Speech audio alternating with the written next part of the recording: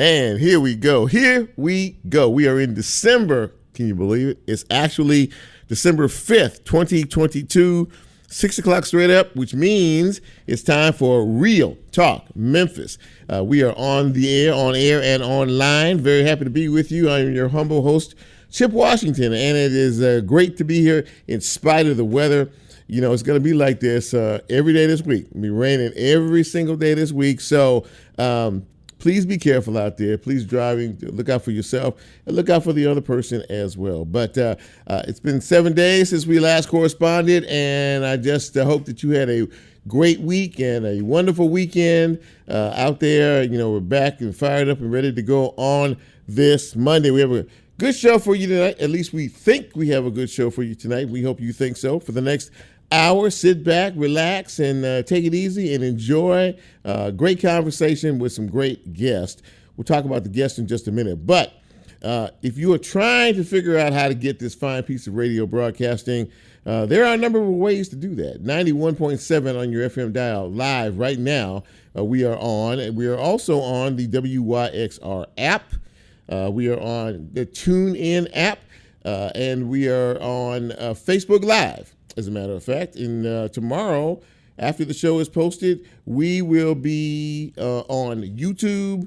And as we are a podcast, when the show is posted, you can catch us wherever it is you get your podcast. So you got all that straight? I think you look like you got everything straight on that. Okay, good. All right, so as we move forward tonight, our guest lineup looks good. Michelle McKissick is my first guest. She'll be joining me in just a few minutes. She's a member of the Memphis and Shelby County School Board, and a few things going on with them these days. We're talking about the selection of a new superintendent and some big news this afternoon in reference to their issue with Germantown, the city of Germantown, and the 3 Gs, the schools in Germantown. So there may be an agreement in how they settle all of that. We'll talk with Michelle about that in just a few minutes. A little bit later, we will be speaking with a young woman by the name of Alyce Hart. Alyce is the creator, the executive director, and founder of an organization called Know Thy Worth. And that is strictly a focus on young ladies and making the right decisions, making the right choices in life, and, you know, having someone there to be a mentor, to encourage you, and someone that you can talk to about anything, you know, at any time. So I saw her story on ABC 24 a week or so back, and I just thought it was such an amazing story, especially what she's doing with these young ladies. So I wanted to have her on the show. So she will be on the show a little bit later on. And in the second half hour, a Memphis native who spends a lot of time in Hollywood, as in Hollywood, California. He's a producer out there, but he also created an event last year that he's bringing back again this year for the second annual Black Men Crowned event. And we will talk to the creator of that event. His name is Justin Hart. We'll talk to him in the second half hour and ask him who his honorees are this year. I looked hard. I did not see Chip Washington's name on there, but maybe it's a misprint. I'll have to check. I'll check with him when I talk to him here in a little bit. But first things first, you know, we always like to celebrate you. Everybody has a special day, right? Even you. And if you celebrated a birthday today or over the weekend or an anniversary or some special time, this is your time of the broadcast. But we can't do the shout out in a proper fashion unless I say, hit it, Lola. Happy birthday!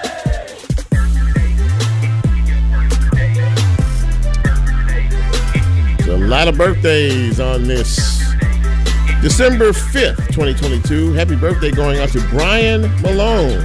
Happy birthday, B. Hope you had a great day. Lauren Smith celebrating a birthday today, as is Cynthia Parker Love. Debbie Woods, happy birthday to you. Carla Woods Stevens, it's your birthday today. Betty Price celebrating today. Happy birthday to John Williams, to Florence Howard, to Sharon Myers. Happy birthday, Rhonda Uptown Vale, and Renata Jordan. Happy birthday to each and every one of you. I hope you had a great day celebrating, and if the Lord says so, we'll be back here next year to celebrate another trip around the sun. Happy birthday, everybody. Thank you, Lola. So as we get into some news and notes here, a few things to talk about. As I said earlier, there was a meeting this afternoon, the meeting of the minds between the folks from the county commission, the Shelby County Mayor's office, and a lot of other folks involved in this 3D agreement, the 3G agreement deal. And that is between Germantown and the Memphis City Shelby County Schools in reference to a school transfer and things like that. We will have Michelle kind of break that all down for us in just a few minutes, but it's a pretty big deal. They've been talking about this for a while. Germantown, the city of Germantown wants all of their schools under the Germantown city umbrella since they, went, to separate as a municipality. And those schools, at least one of them, is under the Shelby County, Memphis Shelby County Schools supervision right now. So a lot of negotiation there. We'll talk about all that. In the meantime, 2 teenagers were shot yesterday afternoon. What else is new, right? 16 and 17 near Getwell Elementary School. One of them is in critical condition and the other is in non-critical condition. So this story has an interesting twist. As they were being taken off to the hospital, there was a bit of a altercation going on right across the street between a couple, 3 folks.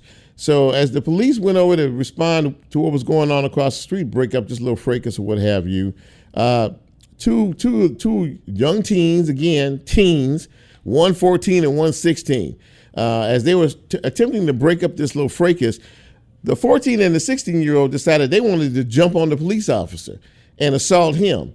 And while they were trying to assault the police officer, their mother came outside. And when mama came outside, she didn't want to break up anything. She joined the party. So she jumped on the police officer as well.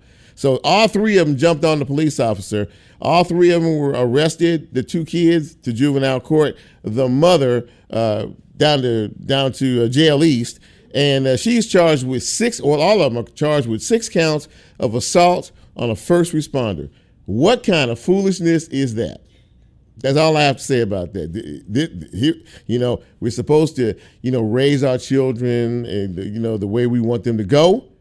I guess she wants them to go kind of in her direction, which is in jail. And I hope they keep her there for a while just to think about all of this. Meantime, there was a murder in Fraser over the weekend, and 3 brothers are responsible for that particular murder. The victim, Christopher Kane, was shot and killed. Now, he had an altercation and an argument with one of the brothers earlier in the day. So when the brother left, he came back. And when he came back with his other 2 brothers. And as soon as they knocked on the door and as soon as the victim opened the door, they shot him in the chest and killed him right there on the spot. So now all 3 brothers are locked up. One of them was charged with murder. The other 2 are charged with attempted murder.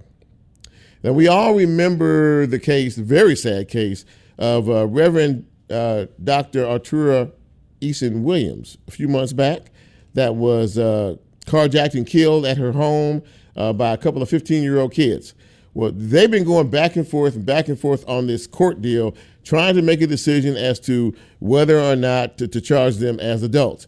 They appeared in court today. No decision.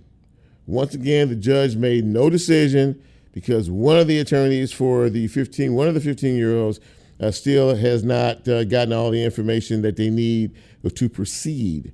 So, once again, this has been delayed. Apparently, one of the 2, as I said, suspects needs more time. The other one, there is a deal in place to determine what the other 15-year-old is going to do or what's going to happen to him. But they did not share that information because they wanted to do both of them at the same time. So next Monday, same time, same unfortunate situation. A lot of us are aware now that Deion Sanders, a.k.a. Coach Prime, has left Jackson State University for Colorado. Lola's shaking her head. He's left Jackson State, and he is now the new head coach of the Colorado Buffaloes. So after 3 years of success in Jackson, I'll give him credit. I mean, he turned that school around. He gave them exposure that they never thought they would get. The national exposure. ESPN showed up down there for College Game Day. I mean, it's a big deal. And they won. I mean, he produced a winner. And so now, I mean, that's what happens, right? You get your start, you do your thing, and then, other folks is sniffing around and that don't need a coach. And he's getting paid, from what I'm to understand. Yeah. Well, Lola said Jackson doesn't have much money. They shouldn't have the kind. They pay him $5 million a year. Well, I don't know. They promised him $5 million a year, and the contract is worth up to $29 million. So good luck, Coach Prime. Colorado hadn't been good for many years. They're not. It's at least 7-8 years since they've even been relevant in a conversation. But if anybody can do it, he can do it. My more pressing concern about all of that is not about him, but does this revamp the Southern Heritage Classic? This was supposed to be the last year. It was supposed to be this year. So now that Dion, who is the one, by the way, who suggested that they move on from the Southern Heritage Classic, now that he's gone, the show is kind of up in the air. I know there was a lawsuit that was filed against Jackson State and some of the other folks who decided to pull out.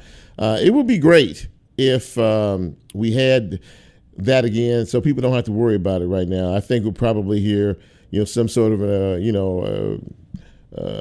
agreement one way or another, and we'll see what happens with that. But Dion was the one that said let's go, and so now maybe depending on who new head coach is and how folks negotiate with Fred Jones, maybe we can keep this tradition going.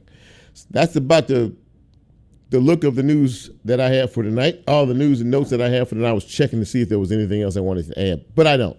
So we're going to go to our first commercial break, and when we come back, we are going to talk with my good friend Michelle McKissick.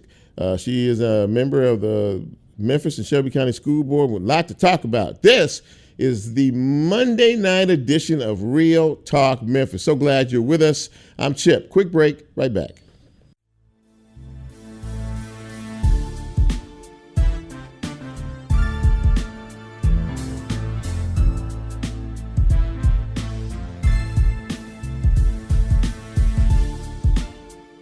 If you like Real Talk, here's a way you can get involved. Do you have a show topic idea or suggestion? Want to be considered a guest or have a guest idea? Then send Chip a message on his Real Talk show page and you can be a part of the Real Talk experience. So as he always says, go out and tell somebody. We'll be right back.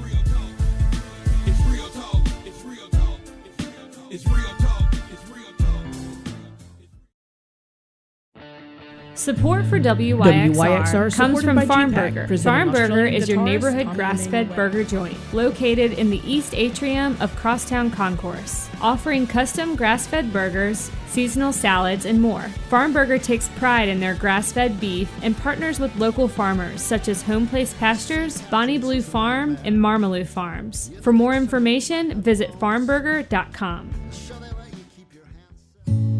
WYXR supported by GPAC, presenting Australian guitarist Tommy Emmanuel on Friday, January 13th. Tommy Emmanuel is known for his fingerstyle technique, live performances, and use of percussive effects on the guitar. More information at gpacweb.com. Music meets you wherever you are. A great record finds you, and the trick it pulls off is that it records you. The music always remembers who you were when it first hit you, and for the rest of your natural-born life, wherever you go, music can take you back to whoever you were. At Loaded for Bear, the way we approach art and brand design is to find our clients wherever they really are, meet them there, and create lasting work that captures who they are. Just like y'all, we're from Memphis, and we're listeners. Loaded for Bear is proud to ride for WYXR and community radio anywhere.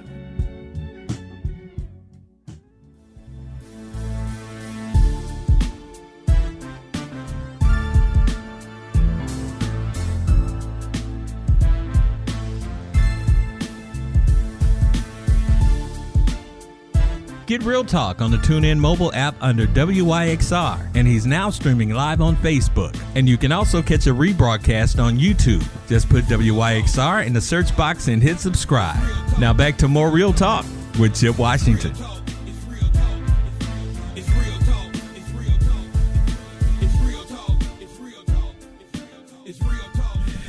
And welcome back to Real Talk Memphis on this Monday evening. Chip here. Glad to have you with us. If you're warm and dry and toasty out of this rain here. So we said at the top of the show that the Memphis and Shelby County School District had made some news this afternoon, and also there's also a search for a brand new superintendent. So I thought I'd have my very good friend come back and join us again on the big broadcast. Her name is Michelle McKissick, and she is a school board member. And Michelle, it's good to see you. Hi there. Can you see me okay? Can you hear me okay? I can see you and I can hear you fine. How are you doing? I'm doing great. I just left the school board, actually pulled over so I could talk to you. Oh, that's so. Look, I'm not gonna hold you long, but I'm so happy you did that. I appreciate that. We appreciate that. Of course, anything for you, Chip. I appreciate that. So there was some big news this afternoon. About an issue that has been in the news quite a bit of late. Talking about the 3 Gs in Germantown, the city of Germantown wanting all of their schools back. They call it the 3 Gs, and kind of, if you will, kind of walk us through that. Had a lot to do with once Germantown separated and became a municipality. They wanted the schools to follow in their legacy, but kind of walk us through all that, if you don't mind. Well, I'll try. I'll do my best. Taking this all the way back to like 2013, 2014 when the demerger took place. Right. And at that time, Germantown did not want those schools, or I should say, they did not want to absorb all of the students in those schools into their new municipal district. Right. They formed their new Germantown municipal district. Mm-hmm. So that's how Shelby County Schools ended up with those schools, the Germantown schools, and where they have been for almost 10 years now. So over the last year plus, there's been a lot of wrangling, talking about bringing the 3 Gs back into the fold, and also because of how it happened, Lucy Elementary, which is out in Millington area, now by default, Millington or Lucy Elementary would become a part of the Millington Municipal School District. Mm. So that's where things stand now. There's been a lot of negotiating. As you well know, there was a state law that was pushed through to say if we don't work out some sort of deal by December 31st this year, it automatically goes to Germantown. And there's been a lot of negotiations going on behind the scenes, and that's where we are right now. So, Michelle, they wanted to offer, I think the initial offer was $5 million to the district to try to get the school back. And now that wouldn't work because you're talking about, obviously if one of the schools, these schools are in the Memphis Shelby County School District, then you're displacing a lot of students. Am I correct in that? Well, that's always been my number one concern, is that we look after the students of these schools. I mean, they selected Germantown for various reasons. And so there's a real attachment there, and we just don't want to, yank students from their schools. At the same time, $5 million, that property is so much, all 3 of those buildings, way more valuable than $5 million. Mm-hmm. It's really, $5 million is literally just a small fraction of what those just didn't cut it. Those grounds. Yeah, well. So the arrangement this afternoon was to exchange the school, and for what, a brand new high school, I believe, is going to be built in Cordova. Am I correct? Well, I don't want to overspeak and overstep because this has formally not come before the board. We have our board meeting tomorrow night at 5:30 p.m. So that's when all this will be formally put before the board. So I don't want to speak on what, until the board votes upon it, votes it up or votes it down.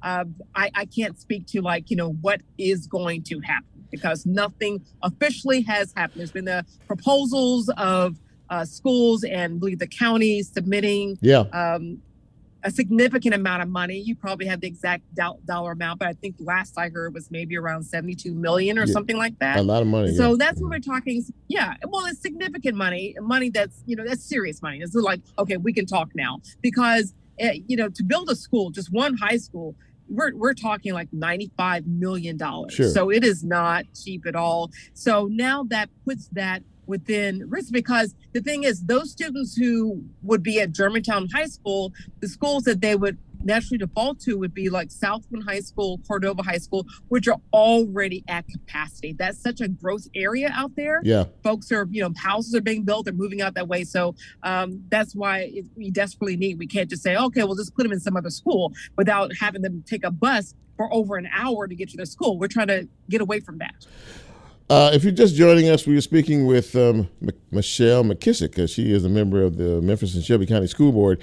And we're talking about this whole Germantown thing. It was all this afternoon, Michelle, it was just in the news feed. I mean, everybody was boom, boom, boom, boom, boom. An agreement has been made. And I did read that you all have not signed off on it yet, and you do meet tomorrow night. So, but I guess in theory, there is, supposedly an agreement, and especially to build a new high school. But there's, you're right. There's still a lot of moving parts to all of this. There are definitely a lot of moving parts. I knew I had a bunch of meetings today, but I knew there was a lot afoot because during, we had another special call board meeting earlier, like I said, which I just came from. And there was a whole slew of media, a lot of news cameras that showed up. I'm like, at first I was like, what are they doing here at this meeting? This wouldn't be of any interest to them. But then it hit me like, so that's what they're all wanting to get some sort of perspective and, soundbite from our board chair, Bishop Green. So I'm going to switch gears here and talk about the issue that a lot of folks are concerned about, which is the search for a new superintendent for the school district. Right. And, it seems like there's been some processes put in place now. There is a website. There are some other things. So I just kind of wanted you to talk us through, where we are in this process as we move forward, and even the selection time may be sooner rather than later, which I know it's something that you wanted. So kind of talk us through where you are now as a district as we move forward to this very important selection.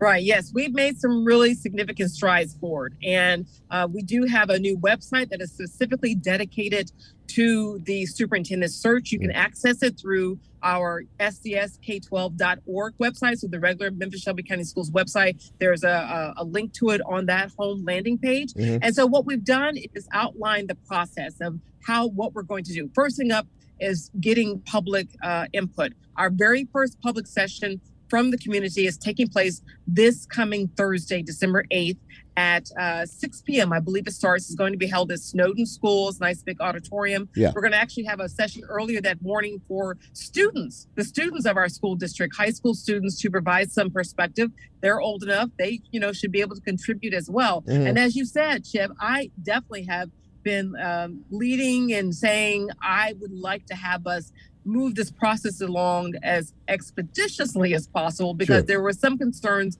in the beginning that we would maybe name a superintendent by July and hopefully have them in place by August. Yeah. Well, that's just really that's very challenging to say for a position of this level, to say you're going to hire in July and have them in place in August. The person could come from the Memphis area, so maybe they wouldn't have to move. But if they're coming from outside of the Memphis area, that would be really tight to try to move their household here to Memphis. And then also we want to have as much access to quality candidates, and superintendents are being snapped up like that. And so we want to make sure that we cast our net wide and we have the pick of who's out there. So, and having said that, and also because, there was a lot of, folks were starting to snap a little bit as this process started to ensue as to the timeline and things like that. And several board members, including yourself, said this is just, it's too long. We need to consolidate all of this. But the importance of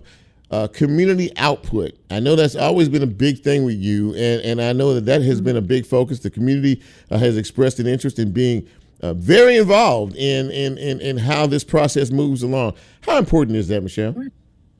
Oh, it's absolutely important. I mean, there's been so much change that's taken place within our school district. We went from Memphis City schools to Shelby County schools. We're now Memphis Shelby County schools. So over the last 10 years, but this is going to be the first time in that 10-year window where we will have conducted a formal search for a superintendent. We kind of got started about 4 years ago, but at that time, the will of the board was to move forward with a candidate that was interim. But now it's a whole, if you get just one new member on the board, it's a whole new board. Well, now we have 3 new members on our board who were recently appointed and or elected. And so the composition really has shifted and changed. And so we were waiting to a certain extent. The board chair Green, wanted to make sure we had all of our board members in place before we moved the process forward. So that's what delayed it a little bit from her perspective. And then, then we just wanted to make sure we want to be, move quickly on this, but also we want to be very mindful and to include the public, as you said. That's number one, because, that's what our community is all about. The 110,000 plus students. That's our community. We're in the top 5 largest employers in the city. So it impacts a lot of people. Yeah. And we want to make sure that we get that feedback. Well, it's obvious now that things have, the wheel is moving, as they say. And, a lot of folks are going to probably have opinions on whether we have somebody from the outside or whether there's someone, in the city, that is selected. But that's all part of the process, of the selection of a leader of a school district of this size. So, what is the new timetable for when a pick is selected? And then, the process of them, being in place by the new school year. So what's going on right now is that we have put up what we call an RFQ. That's a request for queries, proposals from search firms. Sure. And so the search firm is really then going to take over a lot in terms of guiding and directing this process. But the full timeline is listed on the superintendent search website. And like I said, you can link it by going to SCSK12, that's 1 and 2.org. And so that is where you can find the full timeline of where the process is. So I think we're now back on track, and we're very much moving forward and starting with these public meetings, getting the search firm in place and voted on. That will likely take place by the next board meeting, which will take place in January. We have our December meeting tomorrow, and then our next board meeting when we come back after the holidays. Well, it sounds like things are moving in the right direction, and be interested to find out, how the board votes one way or another on this 3G situation. As you said, there's a meeting tomorrow to talk about all of this. But listen, one more time, let folks know when the first public meeting is, because they've been clamoring about being a part of this thing. So there's a meeting scheduled. You said Thursday night, correct? Right. There's a meeting taking place on this coming Thursday, December 8th, that's open to the public. Whether you have a student in the district or not, you're welcome to come. It's taking place at Snowden School, Thursday, December 8th, beginning at 6 p.m. Sounds like a plan. Listen, if I don't talk to you before, you and your family have a very Merry Christmas, Happy New Year, and be safe out there. And I look forward to talking to you sometime in the new year. Yeah, Merry Christmas, Happy Holidays to you and all the listeners of Real Talk. Thank you so much, Michelle, for taking some time. I really appreciate it. You take care now, okay? My pleasure. Talk to you. All right, bye-bye. Michelle McKissick, ladies and gentlemen, giving us an update on what is happening with the Memphis and Shelby County schools, especially in the search of a new superintendent. Thursday night at Snowden, the first public meeting. If you're interested in all of this process, then you need to go and check it out and listen for yourself. All right, we're going to take another break, and when we come back, we're going to shift gears, and we're going to talk to a young woman who is really doing a lot to impress upon our young women their worth with her organization. We'll talk more about it after the break. This is Real Talk Memphis. I'm Chip. We'll be right back.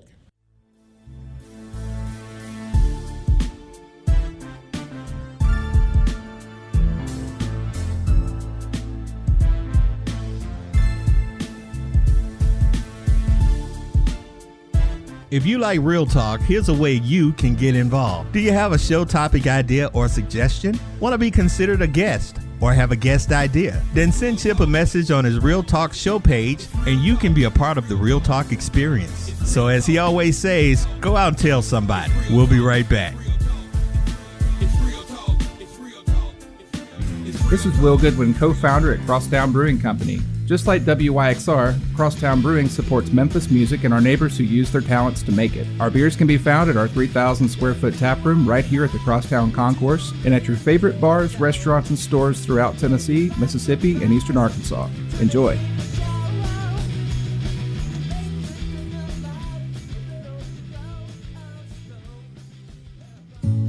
WYXR is supported by GPAC, presenting Australian guitarist Tommy Emmanuel on Friday, January 13th. Tommy Emmanuel is known for his fingerstyle technique, live performances, and use of percussive effects on the guitar. More information at gpacweb.com.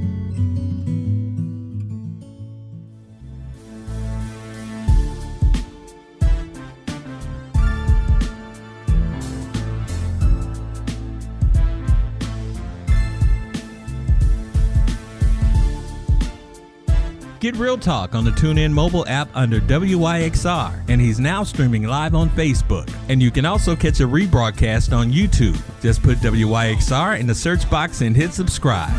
Now back to more Real Talk with Chip Washington.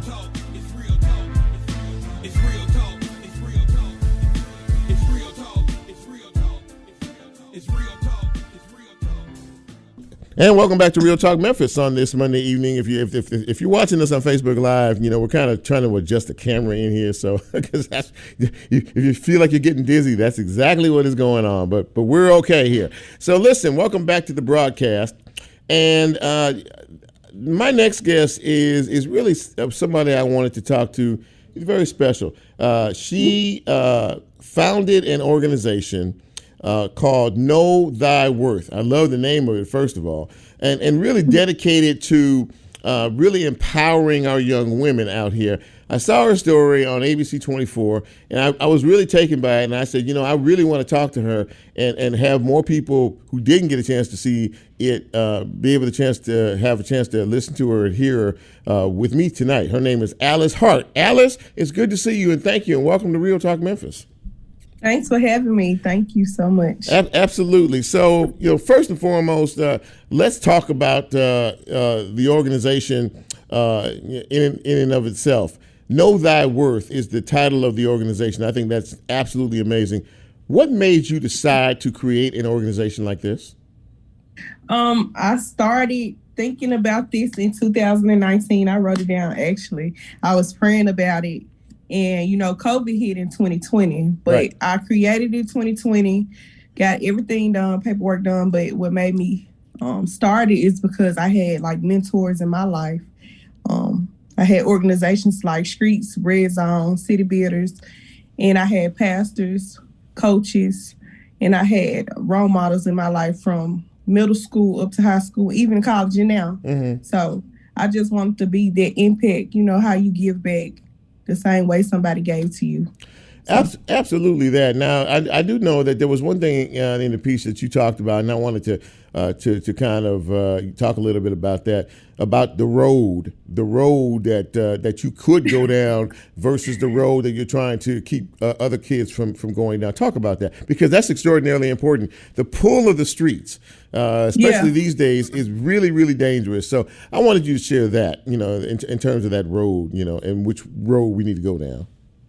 Well, as we can see in the news every day, especially with the young women, for me, I see it with the runaways or just the influence of the streets to take the kids out the home, out the schools, and just be a bad influence. So I think we just need people that look like the kids to show them that you can take a better route, be a professional, do the right thing. Exactly. Now you're a Memphis police officer. Am I correct in that? Yes, sir. So you're obviously sworn to protect and serve, you know, our streets and our communities out there. you must see a lot, in terms of being in that position and a lot of things. Because I talked about it earlier, most of the issues that we see and hear about today involving our teens, either being suspects or victims these days. I mean, they are really taking themselves, off the streets. I saw some of the young ladies in your piece that were interviewed, and how important is it just to be able to be comfortable enough to be able to have an adult to talk to about things? I think one young lady was really talking a lot about that.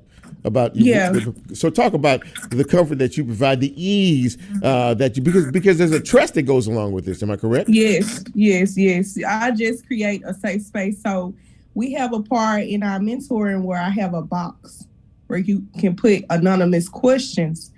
And also the anonymous part, I do let them know, given my job, if it's too bad, I have to report it. Mm-hmm. But I just create a space where they can put questions in the box, ask them, and we can answer questions without them knowing where it come from. Mm-hmm. So we ask everybody in the group, answer it so somebody can go off the other person and just help them to feel comfortable to do so.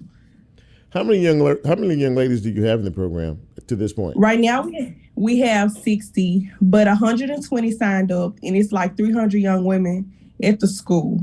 So the goal is to help more in the coming semesters. What school is it that you're based out of? Treadwell Middle. That's my alma mater. I graduated from Treadwell High School in 2009. Okay. So Treadwell Middle is kind of the gathering place, so to speak, right?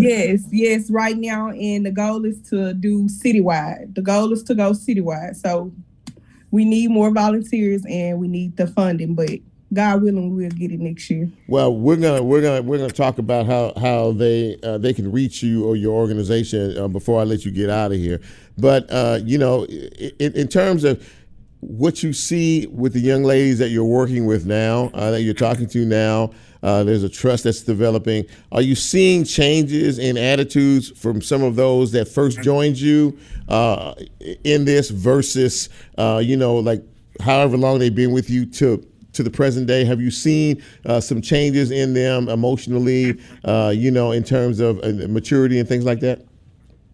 But it's yes, and I feel like they will grow over time. So it's a steady, sometimes slow, but it's a steady growth. Yeah. So we just started this semester, but the goal is to make sure they focus on academics, leadership, etiquette, just basically pouring into them to grow as leaders. So, again, I can't emphasize, the fact that there are two roads that you can take. There's a road of productivity, and then there's that other road of trouble. And, so that is really your focus, right? I mean, you're really trying to get them to understand, what, there are choices that you can make for your life. And, we're here to help you hopefully make the right choice. Correct. Most definitely. Well, listen, I have really, I really enjoyed watching the story, and I thought it was an amazing effort from somebody, who's as young as you are, to want to reach back, to pull some of these young ladies, and let them know, look, know your worth. You're valuable, and you're a valuable commodity, and you could be somebody great one day. I think the biggest compliment is folks that say that they want to, kind of emulate. They want to emulate you, in terms of what you're trying to do and trying to help other people. That's got to be pretty gratifying, I would imagine. Yeah, I think it's more. It is. I think it's a good thing. I want people to want to help the kids because the next generation is so important. Like, how will we be treated? That's what I think about all the time. How will we be treated? Yeah. Well, that's a very good point. That really is a very good point. Well, listen, before you go, if people want to get in touch with you, reach out, be a volunteer, what have you, give them all the information, your website, your telephone number. How can they reach out and contact you? Okay, so you can find me on Facebook, Know Thy Worth. Mm-hmm. My personal Facebook, Alyce Hart, ALYCE HART. Also, the nonprofit email is knowthyworth2020@gmail.com. And the nonprofit phone number, I don't. I'm sorry. That's all right. That's all right. Don't worry about it. Don't worry about it. If you can't find it, look, they can contact you. They can go to the website and reach out to you that way, right? Yes. Send you a DM and like I did and get in contact with you, and they can find out what they need to do. Well, listen, congratulations on a worthwhile organization, and keep up the good work. And you know, we're pulling for you, and we're here to support your efforts in any way we can. And if folks want to volunteer, get with her. There's a definitely need out there, she said. Yes. And she's looking for folks. Alyce Hart, thank you so much for coming on Real Talk Memphis tonight. Best of luck to you in your future endeavors. And like I said, you're always welcome back. Thank you so much for the interview. Have a great night. You too. Alyce Hart, ladies and gentlemen. Again, the name of the organization is Know Thy Worth, and she's working with these young ladies out here. And, you know, I pray that someone is listening who wants to be involved in this and, you know, who wants to have, you know, to participate in the process. So wonderful, wonderful, wonderful. And it's always nice to be able to interview people who are doing good things. That's what I do on this show. I interview folks who are doing good things for our community. We're going to take another break. And when we come back, we're going to shift gears and talk about a big award show that is coming to our fair city this weekend called the Black Man Crowned event. We're going to talk to the founders, and we're going to talk about what we can expect. All that and more right after the break. This is Real Talk Memphis. I'm Chip. You know who you are. We'll be right back.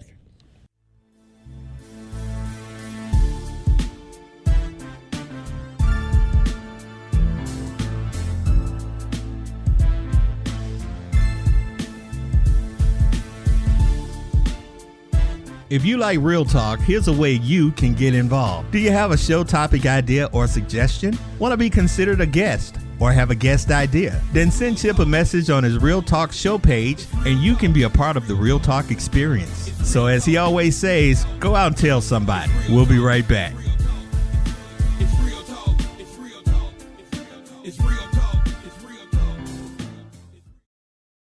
This is Clark Ortiz, co-founder at Crosstown Brewing Company. We are proud to be WYXR's official beer sponsor for 2022. Memphis music deserves Memphis beer.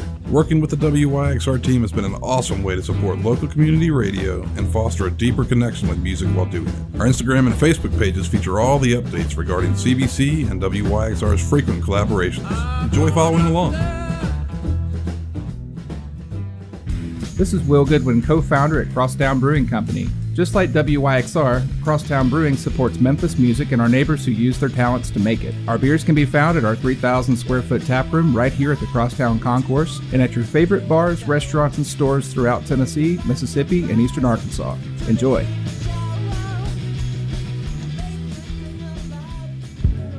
Music meets you wherever you are. A great record finds you, and the trick it pulls off is that it records you. The music always remembers who you were when it first hit you, and for the rest of your natural-born life, wherever you go, music can take you back to whoever you were.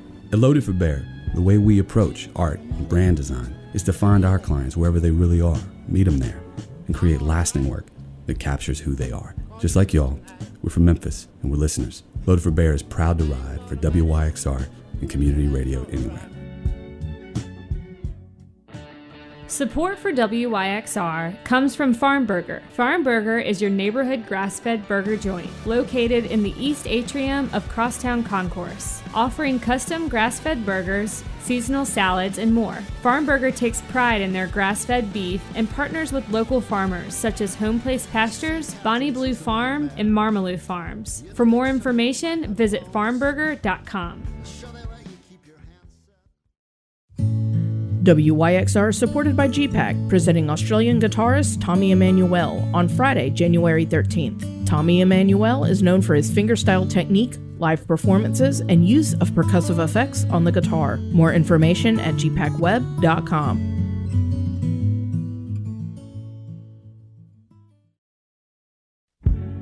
This is Will Goodwin, co-founder at Crosstown Brewing Company. A great record finds you, Just like and the trick it pulls WYXR, off is that it records you. The music always remembers who you were when it first hit you, and for the rest of your natural-born life, wherever you go, music can take you back to whoever you were. At Loaded for Bear, the way we approach art and brand design is to find our clients wherever they really are, meet them there, and create lasting work that captures who they are. Just like y'all, we're from Memphis and we're listeners. Loaded for Bear is proud to ride for WYXR and community radio anywhere.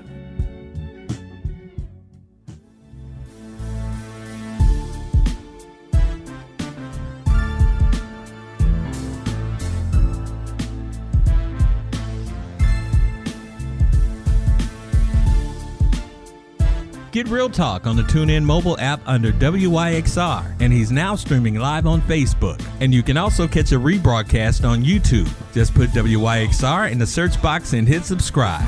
Now back to more Real Talk with Chip Washington.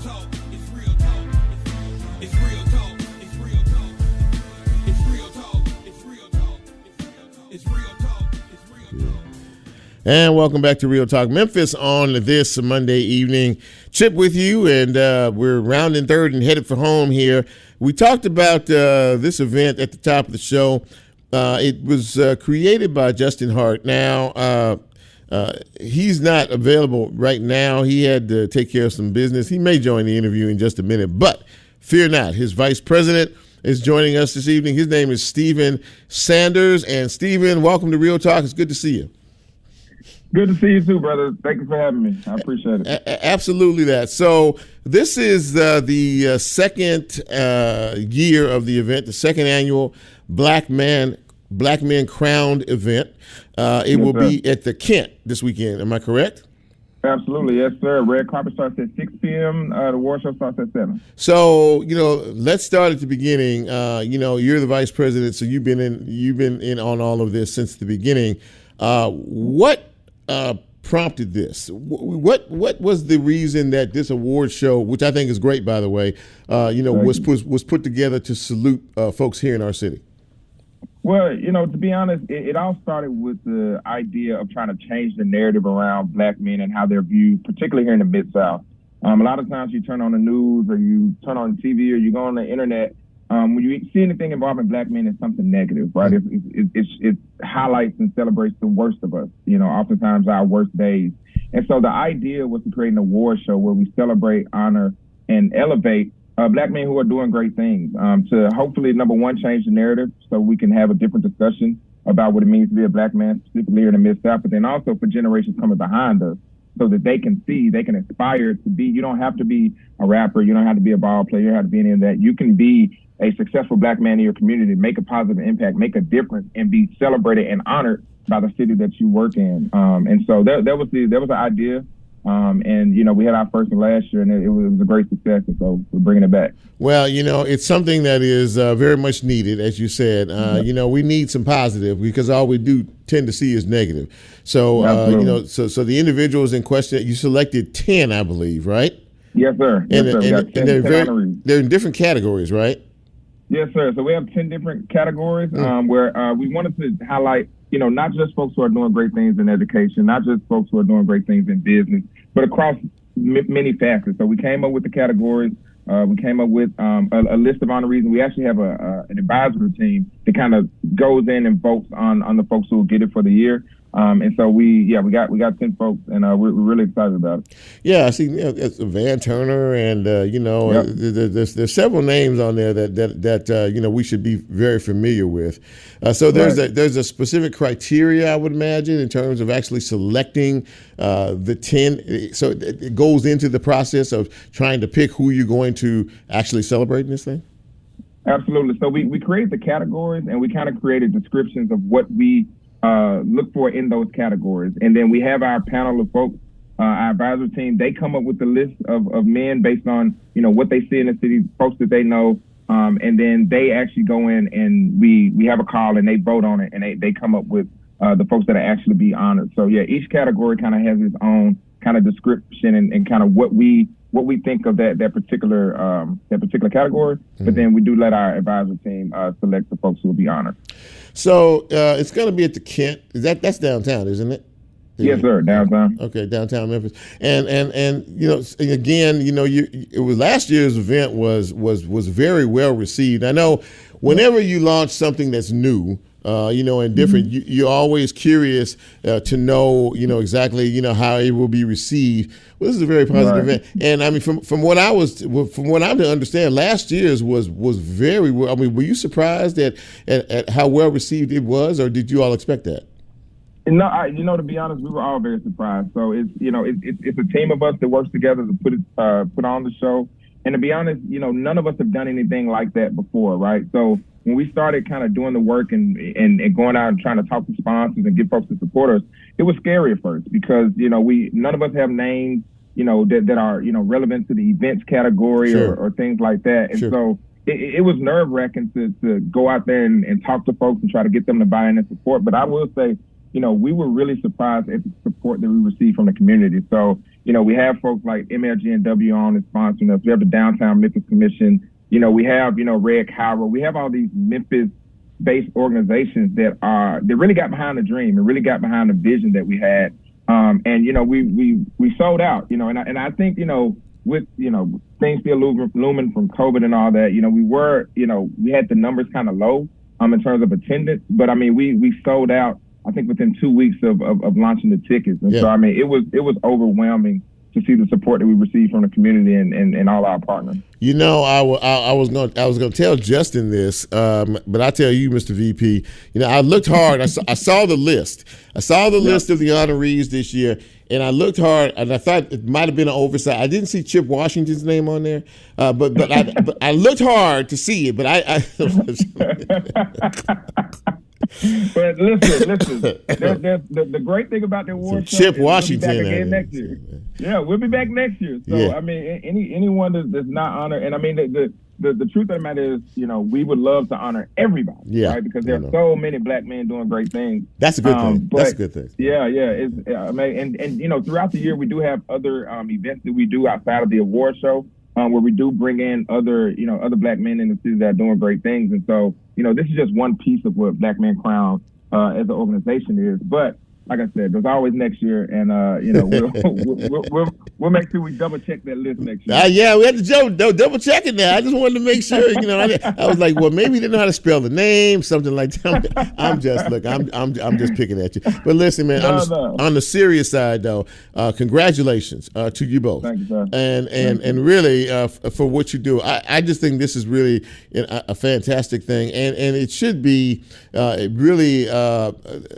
The people that you honor are one thing, but the bigger picture of this is saying that we're celebrating Black men. We're celebrating the accomplishments of folks who are actually doing good things to try to build this city. And that seems to be what the real message is. And I really congratulate you all for that. Seriously. Thank you. Because honestly, that's our goal. And so to hear you say that means everything, because that's why we do it.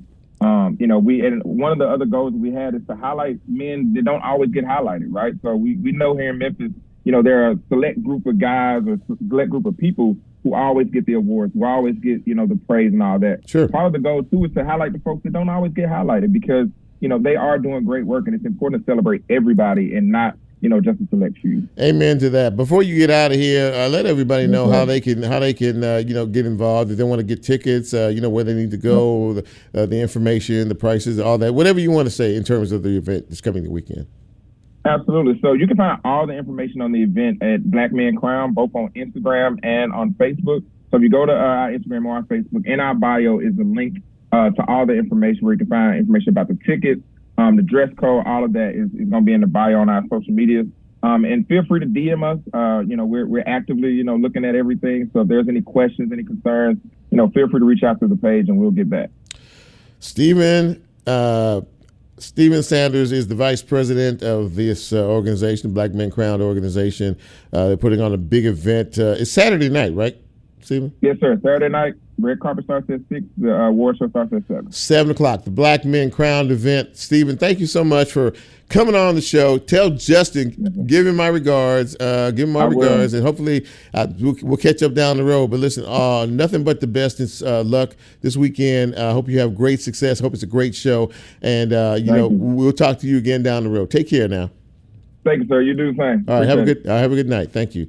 Yep. All right, ladies and gentlemen, that puts the wrap on the show. Stephen Sanders, Vice President of Black Men Crown event, the organization that's happening this weekend we had a good show tonight. A lot of information passed forth. We talked about the school board and some of the issues that they're dealing with. Most importantly, the superintendent search. They are going to have a public meeting, their first one, this Thursday night over at Snowden.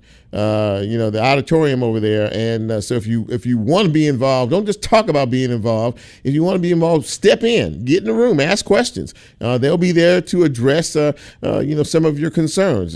Some of the big questions are we looking, do people prefer to have a superintendent that is homegrown, so to speak, someone that is here?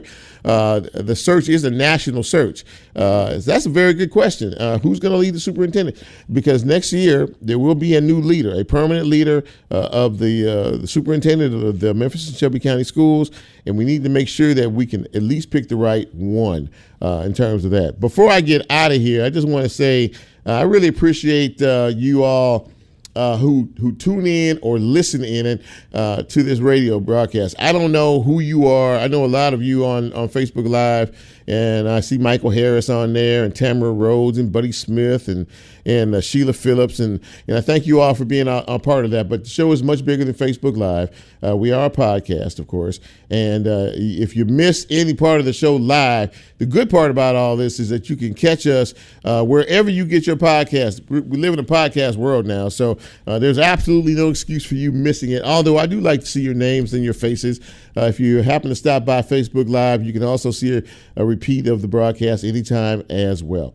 So as Lola plays us out, once again, really humbled, and thank you all for participating in this process we like to call Real Talk Memphis. We work hard every week to try to bring you a broadcast that is beneficial to you in some way, shape, or form.